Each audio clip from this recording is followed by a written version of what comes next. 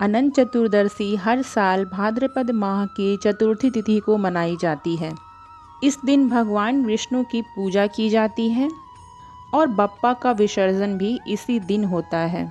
अनंत चतुर्दशी की पूजा में 14 गांठ के डोरे का विशेष महत्व है। आइए जानते हैं कि अनंत चतुर्दशी का व्रत कब रखा जाएगा और साथ ही जानते हैं कि पूजा का शुभ मुहूर्त कब होगा। अनंत चतुर्दशी तिथि का आरंभ 16 सितंबर को दोपहर 3:11 पर आरंभ होगा और 17 सितंबर को सुबह 11:45 पर चतुर्थी तिथि समाप्त हो जाएगा। इसका अर्थ यही है कि उदया तिथि के मुताबिक 17 सितंबर को अनंत चतुर्दशी की पूजा की जाएगी।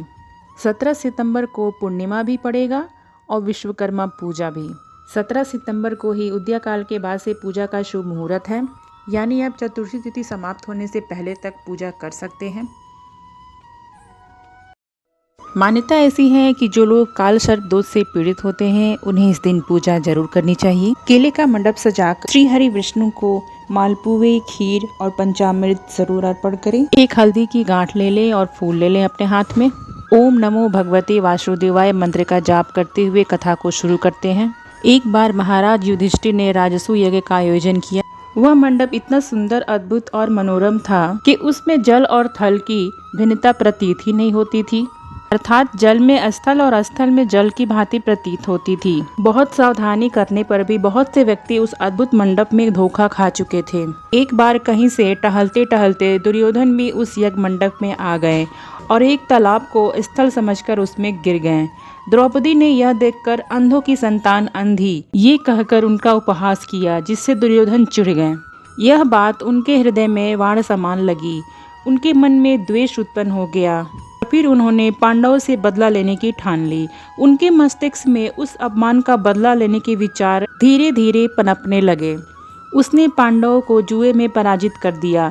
पराजित होने के पश्चात पांडवों को 12 वर्षों के लिए वनवास भेजना पड़ा। वन में रहते हुए पांडवों ने अनेक कष्ट सहे। तब भगवान श्री कृष्ण प्रकट हुए और तब उन्होंने युधिष्ठिर से उनका दुख पूछा। तब युधिष्ठिर ने दुख का कारण बताया और उसका उपाय पूछा। तब भगवान श्री कृष्ण ने कहा, हे युधिष्ठिर, तुम विधि पूर्वक अनंत भगवान का व्रत करो। इससे तुम्हारे सारे कष्ट दूर हो जाएंगे और तुम्हारा खोया हुआ राज्य भी प्राप्त हो जाएगा। उसी समय भगवान श्री कृष्ण ने युधिष्ठिर को एक कथा सुनाई। प्राचीन काल में सुमंत नाम का एक नेक तपस्वी ब्राह्मण था। उनकी पत्नी का नाम दीक्षा था। उनकी एक बहुत ही सुंदर कन्या थी जिसका नाम सुशीला था। जब सुशीला बड़ी हुई तो उनकी माता दीक्षा का देहांत हो गया। पत्नी के मरने के बाद सुमंत ने कर्कसा नामक स्त्री से दूसरा विवाह कर लिया और सुशीला का विवाह कौंडिन्य ऋषि के साथ कर दिया। विदाई में कर्कसा ने अपने दामाद को कुछ ईंटें और पत्थरों के टुकड़े बांध दिए। कौंडिन्य ऋषि बहुत ही दुखी होकर अपनी पत्नी को लेकर आश्रम की ओर चल दिए। रास्ते में ही वो किसी नदी के तट पर विश्राम करने लगे। वहाँ सुशीला ने देखा कि बहुत सारी स्त्रियां नए वस्त्र धारण करके किसी देवता का पूजा कर रही हैं। जब सुशीला ने उनसे पूछा तो विधि पूर्वक महिलाओं ने अनंत व्रत की महत्ता बताई। उसी समय सुशीला ने भी व्रत किया और 14 गांठों वाला डोरा हाथ में बांधकर ऋषि कौंडिन्य के पास आ गई। कौंडिन्य ने सुशीला से डोरे के बारे में पूछा तो उसने सारी बात बता दी। सुशीला ने डोरी को तोड़कर अग्नि में डाल दिया, इससे अनंत भगवान का अपमान हो गया। परिणाम स्वरूप ऋषि कौंडिन्य दुखी रहने लगे। उनकी सारी संपत्ति नष्ट हो गई, दरिद्रता का शिकार हो गए। तब ऋषि ने इसका कारण पूछा तो पत्नी सुशीला ने अनंत भगवान का डोरा जलाने की बात कही। पश्चाताप करते हुए ऋषि कौंडिन्य अनंत डोरे की प्राप्ति के लिए वन में चले गए। भटकते भटकते बेहोश होकर वह भूमि पर गिर पड़े। तब अनंत भगवान प्रकट हुए और बोले, हे कौंडिन्य, तुमने मेरा तिरस्कार किया था जिससे तुम्हारी यह दशा हुई है। तुमने पश्चाताप किया है जिससे मैं प्रसन्न हूँ। तुम घर जाकर 14 वर्ष तक विधि पूर्वक अनंत व्रत करो।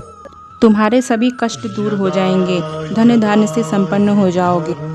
श्री कृष्ण की आज्ञा से युधिष्ठिर ने भी अनंत भगवान का व्रत किया, जिसके प्रभाव से पांडव महाभारत के युद्ध में विजयी हुए और चिरकाल तक राज्य करते रहे। यहाँ पर कथा समाप्त होती है। अपने हाथ में रखा हुआ हल्दी का गांठ और फूल भगवान के चरणों में अर्पण कर दें और जो आनंद का धागा भगवान को अर्पण किए गए हैं उनको उठाकर हाथ में बांध लें। उम्मीद करते हैं कि आपको ये वीडियो ज़रूर पसंद आया होगा। मेरे चैनल को लाइक, शेयर और सब्सक्राइब ज़रूर कीजिए।